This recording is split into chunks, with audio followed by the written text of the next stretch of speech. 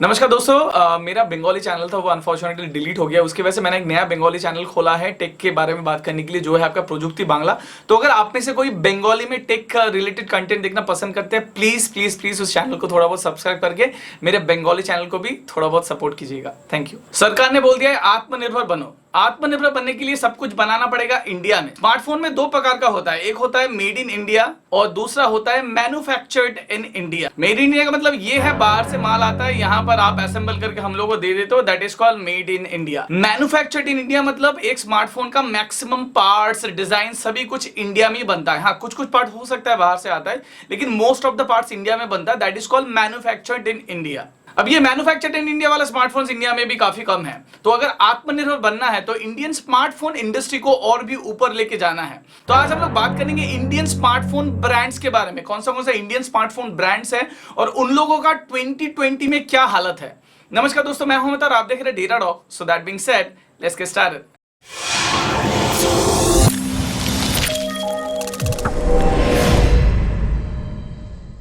इससे पहले क्या होता था, इंडियन जितने भी ब्रांड्स हैं 3 से 4 अलग अलग प्रोसेस था जिसके थ्रू वो लोग चाइना से इंडिया में स्मार्टफोन लाके हम लोग को सेल करता था।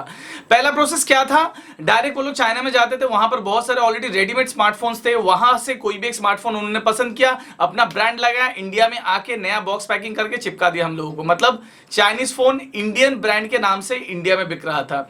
दूसरा प्रोसेस क्या था, वो लोग चाइना से फोन डिजाइन लाते थे, वहां पर वो लोग हल्का फुल्का माइनर कुछ चेंजेस करते थे, हो सकता है इंटरनल कुछ डिजाइन में चेंज किया, फिर इंटरनल कुछ स्पेसिफिकेशन में चेंज किया, वो सब चेंज करके वो लोग अपना ब्रांडिंग बिठा के इंडिया में आके सेल करते थे। इवन वो जो थोड़ा बहुत चेंज करने के लिए उन लोगों का जो R&D डिपार्टमेंट था वो भी चाइना में ही था, लेकिन वो सब कंपनी चलता था इंडियन नाम के हिसाब से, मतलब इंडियन कंपनी के नाम से। तो ऐसे भी फोन हम लोग को मिलने लगे। और जो तीसरा प्रोसेस क्या था, वो लोग R&D रिसर्च एंड डेवलपमेंट करके पूरा एक फोन का डिजाइन सब कुछ बनाते थे, स्पेसिफिकेशन वो भेज देते थे वो लोग चाइना में।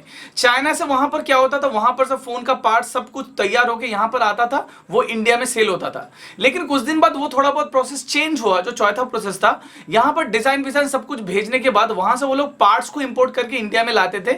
इंडिया में वो लोग अपना मैन्युफैक्चरिंग प्लांट बना के वहां पर वो लोग असेंबल करके इंडिया में वो सब प्रोडक्ट बेच रहे थे। इसीलिए सब कोई बोल रहा था कि यार अब ये मेड इन इंडिया है, लेकिन ये तो एक्चुअली असेंबल्ड इन इंडिया होना चाहिए था, जो Xiaomi इनिशियली कर रहा था। तो ऐसे बहुत सारे अलग अलग प्रोसेस है जिसके माध्यम से वो लोग बाहर से इंडिया में फोन लाके सेल कर रहे थे। लेकिन आज हम लोग बात करेंगे इंडिया में जितने भी मैन्युफैक्चरिंग ब्रांड्स है उन लोगों का क्या हालत है। पहला जो ब्रांड है वो है आपका क्रियो, जो इंडिया में फाउंड हुआ था जुलाई 2013 में। हाइक मैसेंजर जो है ये इस कंपनी को खरीदा था। उसके बाद इंडिया में इन्होंने मई 2016 को पहला एक स्मार्टफोन लॉन्च किया था, जो था आपका क्रायो मार्क 1। उसके बाद इन्होंने और वैसा कोई स्मार्टफोन लॉन्च नहीं किया, इनका वेबसाइट भी अभी बंद है, तो उसके बाद से इन लोगों का कोई भी खबर नहीं है। नेक्स्ट बात करते हैं दूसरा ब्रांड जो आपका सेलकॉन। सेलकॉन एक्चुअली स्मार्टफोन के साथ साथ नॉर्मल बेसिक फोन भी बनाता है, मतलब जो नॉर्मल फोन्स होता है। ये कंपनी इन्वेंट किया गया था 2019 में। इनका जो वेबसाइट है selconmobiles.com, ये भी अभी काम नहीं कर रहा है। इन लोगों का हेडक्वार्टर्स है हैदराबाद तेलंगाना में। लेकिन एक्चुअली इसका कुछ कुछ फोन ऑलरेडी मार्केट में अवेलेबल है, कुछ कुछ नॉर्मल लोकल स्टोर में आपको मिल जाएगा, और कुछ कुछ बेसिक फोन्स भी यहाँ पर ऑलरेडी अवेलेबल है। ऑनलाइन में भी कुछ कुछ फोन्स अवेलेबल है, ज्यादा अवेलेबल नहीं है। तो इन लोगों का चांसेस अभी भी थोड़ा बहुत है, लेकिन वेबसाइट अभी इनका नॉट वर्किंग है। नेक्स्ट जो कंपनी है वो है आपका आईबॉल। ये 2001 साल का कंपनी है, मतलब बहुत पुराना कंपनी है, और इनका हेडक्वार्टर है मुंबई में। ये लोग बहुत कुछ बनाते हैं, लाइक लैपटॉप्स बनाते हैं, computer accessories like mouse, keyboard, speakers, UPS, ये सभी चीज बनाता है। उसके साथ साथ आईबॉल का अगर देखा जाए, आपका ईयरफोन्स है, स्मार्टफोन्स है, बेसिक फोन्स है, टैबलेट्स है, जो आजकल वो लोग बहुत ज्यादा सेल कर रहे हैं, ये सभी चीज वो लोग बनाते हैं। फॉर द टाइमिंग उन लोगों का स्मार्टफोन वैसा कुछ नहीं है, लेकिन टैबलेट और बेसिक फोन्स काफी जगह पर अवेलेबल है। तो इन लोगों का भी थोड़ा बहुत चांसेस है, लेकिन उनके वेबसाइट में जाके भी मैंने देखा स्मार्टफोन के बारे में ज्यादा कुछ जिक्र नहीं है।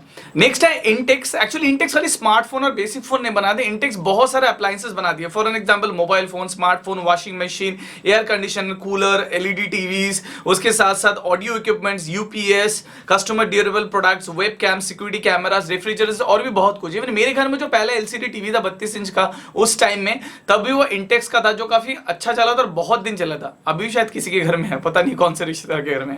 तो उन्होंने भी स्मार्टफोन कुछ लॉन्च किया था, मैंने कुछ कुछ स्मार्टफोन का अनबॉक्सिंग भी किया था मेरे चैनल पे इनिशियल डेजेस पे, और वो लोग फीचर फोन भी सेल करते हैं, लेकिन फॉर द टाइमिंग अभी ओनली बेसिक फोन का इंफॉर्मेशन है उनके वेबसाइट में, स्मार्टफोन का कोई भी इंफॉर्मेशन नहीं है। नेक्स्ट बात करते हैं कार्बन मोबाइल्स के बारे में। ये 2009 का कंपनी है, मतलब लगभग 11 साल पुराना कंपनी है, और इनका जो हेड ऑफिस है वो आपका न्यू दिल्ली में। ये लोग मोबाइल फोन, स्मार्टफोन्स और टैबलेट्स बनाती है। मार्केट में थोड़ा बहुत उन लोगों का फोन्स अवेलेबल है, स्पेशली बेसिक फोन्स, लेकिन अभी वो लोग नया कोई भी फोन्स नहीं बना रही है। नेक्स्ट है आपका लावा। लावा एक बहुत बढ़िया कंपनी है, क्योंकि लावा का एक सब वेंचर है, वो है आपका जोलो, जिसके बारे में थोड़ी देर बाद में बात करेंगे। लावा 2009 का कंपनी, ये भी लगभग 11 साल पुराना कंपनी है। इन लोगों का जो हेड ऑफिस है वो है आपका नोएडा, उत्तर प्रदेश, इंडिया में है। ये लोग mobile phones, laptops, tablets, smartphones, computers बहुत कुछ बनाती है, और उसके साथ साथ जैसे मैंने बताया उन लोगों का सब ब्रांड भी है जो है आपका जोलो। लेकिन लावा का एक ऐसा चीज है, ये लोग दूसरे ब्रांड्स के लिए भी स्मार्टफोन्स और दूसरे अप्लायंसेस बनाती है, तो इन लोगों के पास अभी भी मौका है कि ये लोग कम बैक कर सकते हैं। इन लोगों का वेबसाइट अभी वर्किंग है, थोड़ा बहुत स्मार्टफोन के बारे में भी इंफॉर्मेशन है, मार्केट में भी हल्का फुल्का इन लोगों का ब्रांडिंग दिखाई देता है, ऑनलाइन में भी हल्का फुल्का अवेलेबल है, लेकिन मास प्रोडक्शन में अभी ये लोग नहीं है।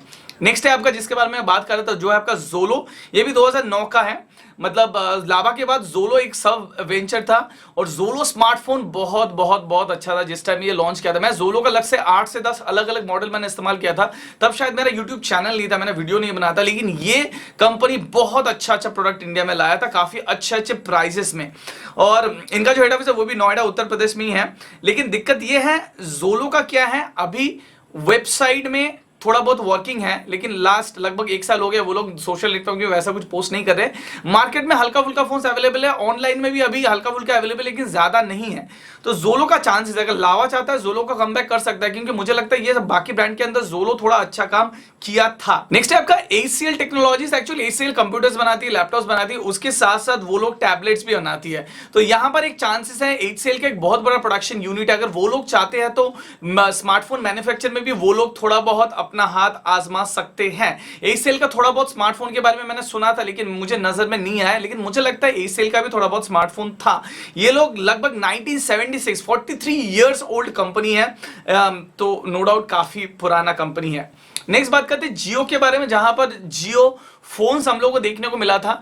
अभी जियो का क्या है, जियो एक ऐसा ब्रांड है जिन लोगों के पास अभी बहुत पैसा है, वो लोग अगर चाहे तो खुद का R&D डिपार्टमेंट यहां पर एस्टैब्लिश करके नए नए फोन्स बना सकती है, तो ये एक चांसेस है। मुकेश अंबानी जी है, नो डाउट मतलब, तो जियो फोन 1, जियो फोन 2 इंडिया में काफी चला था बेसिक फोन के हिसाब से, तो वो लोग डेफिनेटली एक आशा का किरण लेके आ सकता है। खाली यही नहीं, जियो का जो सब ब्रांड है विच इज लाइफ मोबाइल्स, जो फाउंड किया गया था 2015 में, ये भी एक कंपनी है जो मुंबई महाराष्ट्र में है।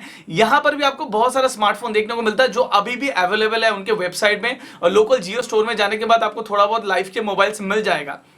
तो ये वाला एक अच्छा मौका है जियो का, जो अपना स्मार्टफोन इंडस्ट्री में भी वो लोग अपना हाथ आजमा सकते हैं, क्योंकि टेलीकॉम इंडस्ट्री में तो वो लोग लाइक काफी डोमिनेटिंग है फॉर द टाइमिंग।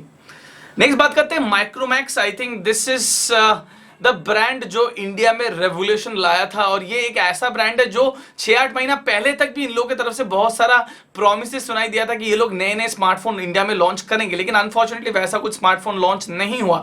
ये 20 मार्च 2000, लगभग 20 साल पुराना ये कंपनी है, मुंबई महाराष्ट्र में इन लोगों का हेड ऑफिस है, और अभी मार्केट में माइक्रोमैक्स से फोन्स वैसे अवेलेबल नहीं है। हो सकता है छुटका फुटका आपका थोड़ा बहुत फीचर फोन अवेलेबल हो जाए, लेकिन स्मार्टफोन्स मुझे नहीं लगता अवेलेबल है। ऑनलाइन पे हो सकता है पुराना स्टॉक कुछ है, नया स्टॉक वैसा कुछ नहीं है। लेकिन इन लोगों के एक सब वेंचर है, यू टेलीवेंचर, जिसके बारे में थोड़ी देर बाद बात करेंगे, वो भी माइक्रोमैक्स का एक सब ब्रांड है। नेक्स्ट बात करते हैं ओनिडा इलेक्ट्रॉनिक्स के बारे में। ये एक बहुत बड़ा ब्रांड है, ये लोग खाली स्मार्टफोन नहीं और भी बहुत सारे होम अप्लायंसेस बनाती है, और ये काफी पुराना, लगभग 39 साल पुराना, 39 ईयर्स ओल्ड ये एक ब्रांड है। 1981 में इन्वेंट किया गया था, मुंबई महाराष्ट्र में ये है।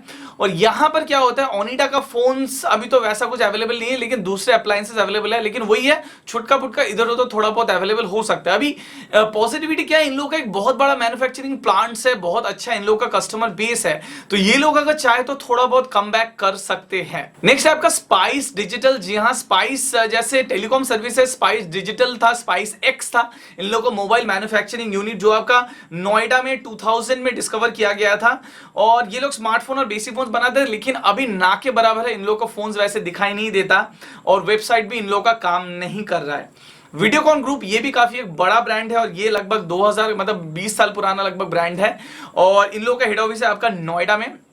इन लोगों का क्या है, ये लोग होम अप्लायंस के साथ साथ स्मार्टफोन भी बनाए थे, लेकिन अभी वैसा कुछ स्मार्टफोन्स अवेलेबल नहीं है, थोड़ा बहुत बेसिक फोन्स अवेलेबल हो सकता है। इन लोगों के पास भी पोटेंशियल है कम बैक करने का। लास्ट बट नॉट लीस्ट जो है U Televentures, this is the 15th brand I am talking. तो यू टेलीवेंचर्स एक ब्रांड है जो माइक्रोमैक्स का सब ब्रांड है, जो 18 दिसंबर 2014 को इन्वेंट किया गया था। गुड़गांव हरियाणा में इन लोग का हेड ऑफिस है। ये लोग जनरली स्मार्टफोन बनाते थे। इनिशियली यू यूरेका और कुछ कुछ मॉडल्स था जो काफी हिट हुआ था, जो ऑक्सीजन ओएस के साथ आया था, और वन प्लस के साथ काफी थोड़ा बहुत तगड़ा इन लोगों का थोड़ा बहुत कॉम्पिटिशन हुआ था। वन प्लस कुछ दिन के लिए ऑक्सीजन ओएस इस्तेमाल नहीं कर पाया था, ऐसे बहुत सारा कुछ हुआ था। इनिशियली थोड़ा बहुत प्रोमिसेस के साथ आया था, लेकिन उसके बाद धीरे धीरे डाउन हो गया। माइक्रोमैक्स भी डाउन हो गया और यू टेलीवेंचर्स भी डाउन हो गया। बहुत दिन हो गया, इन लोगों की तरफ से भी वैसा कोई स्मार्टफोन नहीं है। तो माइक्रोमैक्स अगर चाहे तो इनके अंडर भी स्मार्टफोन लॉन्च कर सकता है। तो ये ऐसा कुछ 15 ब्रांड्स है जो चाहे तो कम बैक कर सकता है। यहां पर कुछ कुछ ब्रांड्स है जो मुझे लगता है, फॉर एग्जांपल लाभा के साथ जोलो हो गया, माइक्रोमैक्स उसके साथ हो गया आपका यू टेलीवेंचर्स, वीडियोकॉन है, ओनिडा है। इन लोगों के पास अच्छा खासा मैन्युफैक्चरिंग प्लांट्स है, ये है। तो ये लोग अगर चाहे तो अपना अच्छे से R&D डिपार्टमेंट यहां पर सेट करके नए नए स्मार्टफोन इंडिया के लिए बना सकता है। क्योंकि मुझे लगता है इंडिया में R&D डिपार्टमेंट होना काफी जरूरी है, क्योंकि स्मार्टफोन्स हम लोगों को चाहिए इंडिया स्पेसिफिक।